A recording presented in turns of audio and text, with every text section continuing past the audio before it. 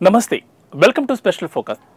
దేశంలో మరో తుఫాన్, కాకపోతే సముద్రంలో ఏర్పడిన ఈ తుఫాన్ కేవలం ఏదో ఓ రాష్ట్రానికో లేదా ఏదో ఓ తీర ప్రాంతానికో చెందింది కాదు. ఏపీ తీర ప్రాంతం కాకినాడ పోర్టులో చెలరేగిన ఈ తుఫాన్ వితిన్ గంటల్లోనే 2 తెలుగు రాష్ట్రాలను చుట్టేసింది. అంతేకాదు, అదే సముద్రంపై చెలరేగిన సుడిగాలి అంత్య స్పీడ్గా ఢిల్లీని కూడా తాకేసింది. అమరావతిలో చెలరేగిన సుడిగాలి ఇప్పుడు కాకినాడ పోర్టు వైపు మళ్ళింది.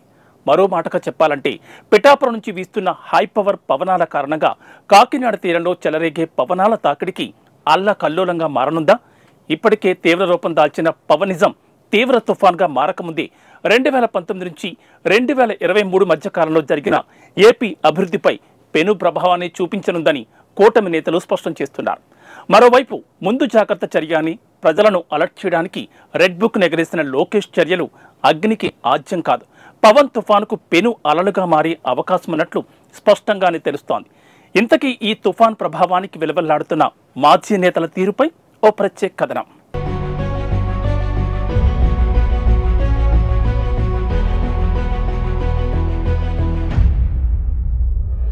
మనం ఇప్పుడు చూస్తున్నది ఒకప్పటి తూర్పు గోదావరి జిల్లా కాకినాడ సముద్రం. ఇది తాజాగా ఏర్పడిన కాకినాడ జిల్లాకు చెందిన పోర్టుగా ఇప్పుడు గుర్తించబడింది.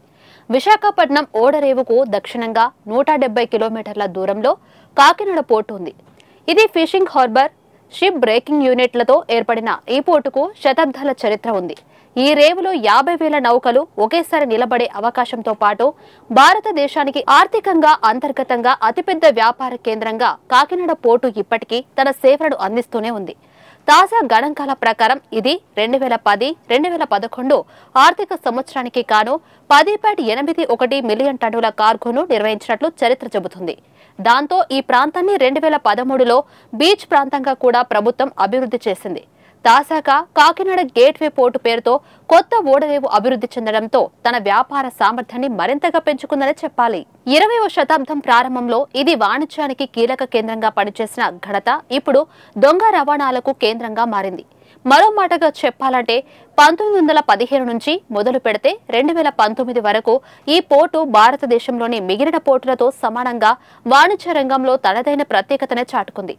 ఇక ఆ తర్వాతే ఈ పోర్టుపై నీలి నీడలు కమ్ముకునే అంటున్నారు స్థానికులు. ఒరిజినల్ వ్యాపారానికి బదులు నల్ల వ్యాపారానికి ఎక్కువ ప్రాధాన్యాన్ని ఇక్కడి అధికారులు ఇస్తున్నట్లు ప్రత్యక్ష సాక్షుల కథనం. అక్రమ వ్యాపారాలు, నల్ల బజార్లో విదేశాలకు ఎగుమతులవుతున్న రేషన్ బియ్యంతో పాటు వెలుగు చూడని మరిన్ని రహస్య వ్యాపారాలు కూడా ఈ పోర్టు నుంచే ఎగుమతులు, దిగుమతులు కూడా జరుగుతున్నట్లు విశ్వసనీయ వర్గాల సమాచారం.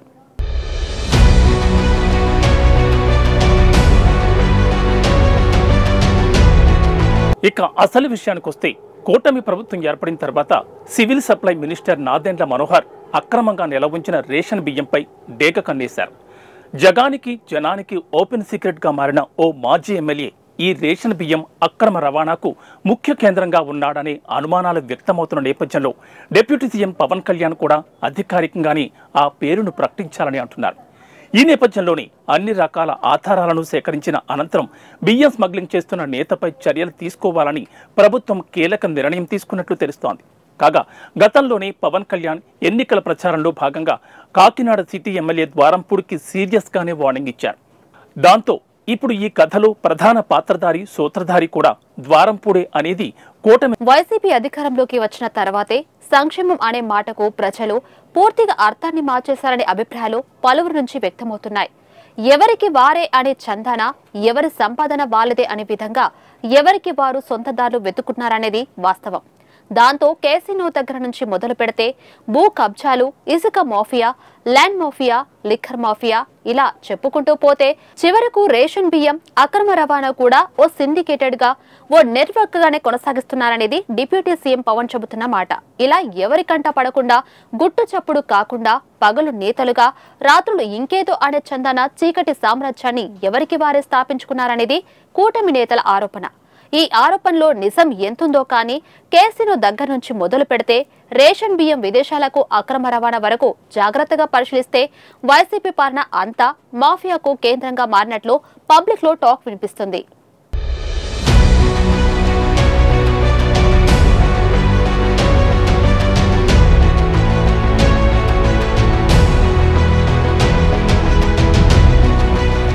ఇక అసలు కథకు వస్తే కాకినాడ ఎంకరేజ్ పోర్టు నుంచి భారీగా రేషన్ బియ్యం రవాణా అవుతుండటంపై డిప్యూటీ సీఎం పవన్ కళ్యాణ్ అసహనాన్ని వ్యక్తం చేశారు.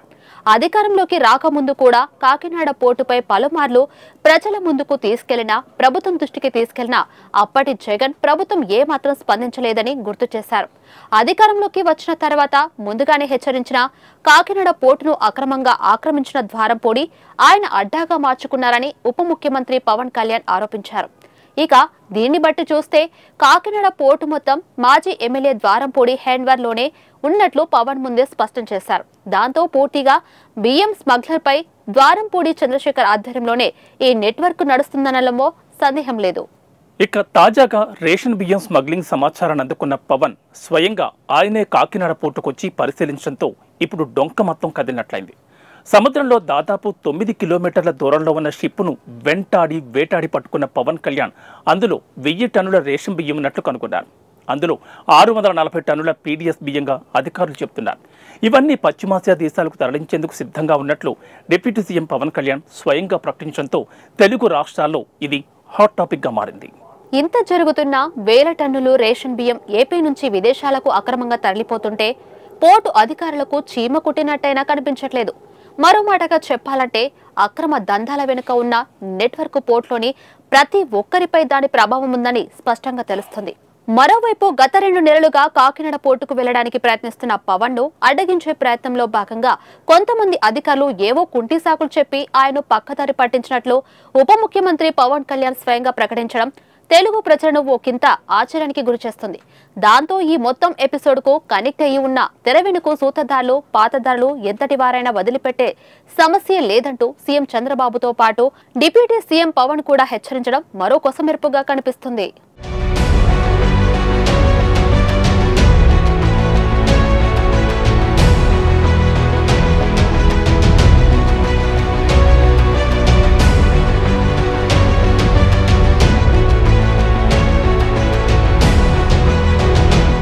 రేషన్ బియ్యం అక్రమ దందా వెనుక కాకినాడ సిటీ మాజీ ఎమ్మెల్యే ద్వారంపూడి చంద్రశేఖర్ రెడ్డి హస్తం ఉందని ముందే ఆరోపించిన పవన్ ఇప్పుడు ఆ దిశగా అడుగులు వేస్తున్నట్లు తెలుస్తుంది. ఆయన కడుసన్నల్లోనే బియ్యం స్మగ్లింగ్ జరుగుతుందని స్థానికులు కూడా పవన్ కు చెప్పినట్లు తెలుస్తుంది. వైసీపీ అధికారంలో ఉన్న 5 ఏళ్లలో ఆయన చేసిన బియ్యం దందా ఆఫ్రికా దేశాలన్నిటికీ సప్లై చేశారని విశ్వసనీయ వర్గాల సమాచారం. రేషన్ బియ్యాన్ని కేజీ 10 రూపాయలకు కొని వాటిని స్మగ్లింగ్ చేయడమే పనిగా పెట్టుకున్నారని కూటమి వర్గాలు ఆరోపిస్తున్నాయి. 1000 కోట్ల బియ్యాన్ని తరలి చేయడంపై ఇప్పటికే ఊరు వాడ కోడై కూస్తుంది. కాకినాడ పోర్టును తన గుప్పెట్లో పెట్టుకుని ద్వారంపూడి దందా నడిపిస్తున్నారని ఎప్పటి నుంచో ఆరోపణలు వినిపిస్తున్నాయి. కూటమి అధికారంలోకి వచ్చిన తర్వాత రేషన్ బియ్యం దందాపై ఫోకస్ పెట్టారు మంత్రి నాదెండ్ల మనోహర్. కాకినాడలోనే ఉండి స్మగ్లింగ్ వ్యవహారాలను కంట్రోల్ చేస్తూనే వచ్చారు. అయితే లూప్ హోల్స్ పట్టుకుని చాప కింద నీరులా మళ్లీ దందా నడిపిస్తున్నట్లు మంత్రి నాదెండ్ల మనోహర్ అందుకున్న రిపోర్ట్ ఇప్పుడు పోర్టు ప్రాంతంలో సెగ పుట్టిస్తోంది. తాజాగా కాకినాడ పోర్టుకు దగ్గరలో రేషన్ బియ్యం పట్టుబడ్డంతో స్వయంగా ఉప ముఖ్యమంత్రి పవన్ కళ్యాణ్ రంగంలోకి దిగారని తెలుస్తోంది. ఇక ఇప్పటి నుంచి ఉక్కుపాదమే అంటున్నారు పవన్. ఇక ఎవరిని వదిలిపెట్టేదే లేదని పోర్టులో నిఘా పెట్టాలని అధికారులకు ఆదేశాలిచ్చేశారు డిప్యూటీ సీఎం.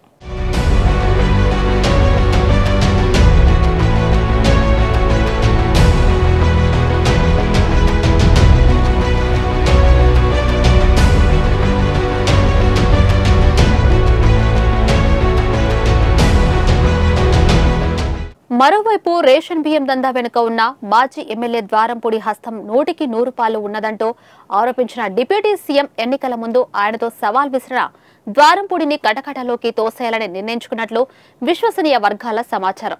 ఈ నేపథ్యంలోనే ఎన్నికల సమయంలో ద్వారంపూడి అక్రమ సామ్రాజ్యాన్ని కుప్పకూల్చుతానంటూ డిప్యూటీ సీఎం పవన్ కళ్యాణ్ చేసిన ప్రతిజ్ఞను ఇప్పుడు అమలు చేసే పనిలో భాగమే ఈ దాడులకు కారణమంటున్నారు రాజకీయ వర్గాలు. దాంతో పాటు ఎన్నికల ప్రచార సమయంలోనే జన సైనికులపై ద్వారంపూడి దాడులకు దిగారని పవన్ చేస్తున్న ఆరోపణలో ఎంతో కొంత నిజం దాగుందనేది పలువురి అభిప్రాయం. మరో మాటగా చెప్పాలంటే ఎన్నికల్లో పవన్ కళ్యాణ్ ను ఓడించడానికి ద్వారంపూడి 100 కోట్లు ఖర్చు పెట్టారని విశ్వసనీయ వర్గాల సమాచారం. మరోవైపు రేషన్ బియ్యం అక్రమ తరలింపులో వైసీపీ పెద్దల హస్తం కూడా ఉండొచ్చనే అనుమానాలు కూడా పవన్ వ్యక్తం చేస్తున్నారు. ఈ నేపథ్యంలోనే కాకినాడలో ద్వారంపూడి ఆధిపత్యాన్ని పూర్తిగా కుప్పకూల్చాలని డిసైడ్ అయిపోయిన పవన్ కళ్యాణ్ అటువైపు వేగంగానే అడుగులు వేస్తున్నట్లు తెలుస్తుంది. ఇక తాజాగా రేషన్ బియ్యం స్మగ్లింగ్ సమాచారాన్ని అందుకున్న పవన్ స్వయంగా ఆయనే కాకినాడ పోర్టుకొచ్చి పరిశీలించడంతో ఇప్పుడు డొంక మొత్తం కదిలినట్లయింది. సముద్రంలో దాదాపు 9 కిలోమీటర్ల దూరంలో ఉన్న షిప్పును వేటాడి పట్టుకున్న పవన్ కళ్యాణ్ అందులో 1000 టన్నుల రేషన్ బియ్యం ఉన్నట్లు కనుగొన్నారు. అందులో 640 టన్నుల పీడీఎస్ బియ్యంగా అధికారులు చెబుతున్నారు. ఇవన్నీ పశ్చిమాసియా దేశాలకు తరలించేందుకు సిద్ధంగా ఉన్నట్లు డిప్యూటీ సీఎం పవన్ కళ్యాణ్ స్వయంగా ప్రకటించడంతో తెలుగు రాష్ట్రాల్లో ఇది హాట్ టాపిక్గా మారింది. కాకినాడ పోర్టును పూర్తిగా ఆయన వశం చేసుకుని చేయకూడని అక్రమాలకు ఆయన పాల్పడుతున్నట్లు విశ్వసనీయ వర్గాల సమాచారం. ఈ నేపథ్యంలోనే సివిల్ సప్లై శాఖ మంత్రిగా బాధ్యతలు చేపట్టిన నాదెండ్ల మనోహర్ను రంగంలోకి దింపి ద్వారంపూడి చేస్తున్న అక్రమాలకు సంకెళ్లు వేసే పనిలో పడ్డారు డిప్యూటీ సీఎం. తాజా సమాచారం ప్రకారం కాకినాడ పోర్టులో పరిస్థితులు హద్దులు దాటిపోవడంతో స్వయంగా పవన్ కళ్యాణే రంగంలోకి దిగినట్లు అధికారిక సమాచారం.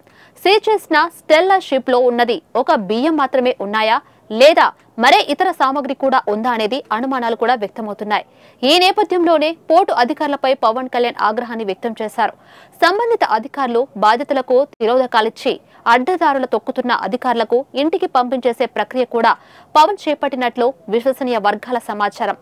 ఈ నేపథ్యంలోనే పశ్చిమాసియా దేశాలకు అక్రమంగా రవాణా అవుతున్న రేషన్ బియ్యంతో పాటు విదేశాల నుంచి అంతే అక్రమంగా కసబ్ లాంటి టెర్రరిస్టులు కూడా దిగుమతి కాబోయే అవకాశం లేకపోలేదనే అనుమానాలు కూడా వ్యక్తమవుతున్నాయి. గతంలో ముంబై మీద జరిపిన అటాక్ లో కూడా టెర్రరిస్టులు సముద్ర మార్గాన్నే వచ్చారని గుర్తు చేశారు. అక్రమ వ్యాపారులు విసిరే ఎంగిలి మెతుకులకు ఆశపడి అధికారులు తమ బాధ్యతను విస్మరిస్తున్న విధానంపై పవన్ తూర్పారా పెట్టారు. బియ్యం అక్రమ రవాణాపై కాకినాడ సిటీ ఎమ్మెల్యే ద్వారంపూడిపై కేవలం అనుమానాలు వ్యక్తం చేస్తున్న డిప్యూటీ సీఎం పవన్ కళ్యాణ్ నిజాల నిర్ధారణ కోసం దీని వెనక ఎవరున్నారో తెలుసుకుని తనకు రిపోర్టు పంపాల్సిందిగా సంబంధిత అధికారులను ఆదేశించారు. ఈ నేపథ్యంలో కాకినాడ జిల్లా కలెక్టర్ షణ్మోహన్ ఆధ్వర్యంలో దర్యాప్తును కూడా ప్రారంభించారు. ఈ నేపథ్యంలో ఇంత భారీ మొత్తంలో రేషన్ బియ్యం పశ్చిమాసియా దేశాలకు ఎగుమతవుతుండడం సీఎం చంద్రబాబుతో పాటు కేంద్రంలో కూడా ప్రధాని మోడీ, అమిత్ షాలు కూడా సీరియస్గా తీసుకున్నారు.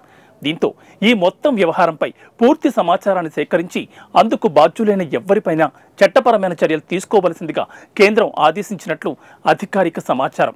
మరి అందరూ అనుకున్నట్లే సిటీ మాజీ ఎమ్మెల్యే ద్వారంపూడి హవా ఈ అక్రమ ఎగుమతిపై ఉందా లేక ఆయన బినామీలో హస్తం ఉందా అనేది దర్యాప్తులో తేలనుంది. ఇది ఇవాటి స్పెషల్ స్టోరీ. మరో బర్నింగ్ ఇష్యూతో మళ్ళీ కలుద్దాం. Till then stay tune to 1 TV.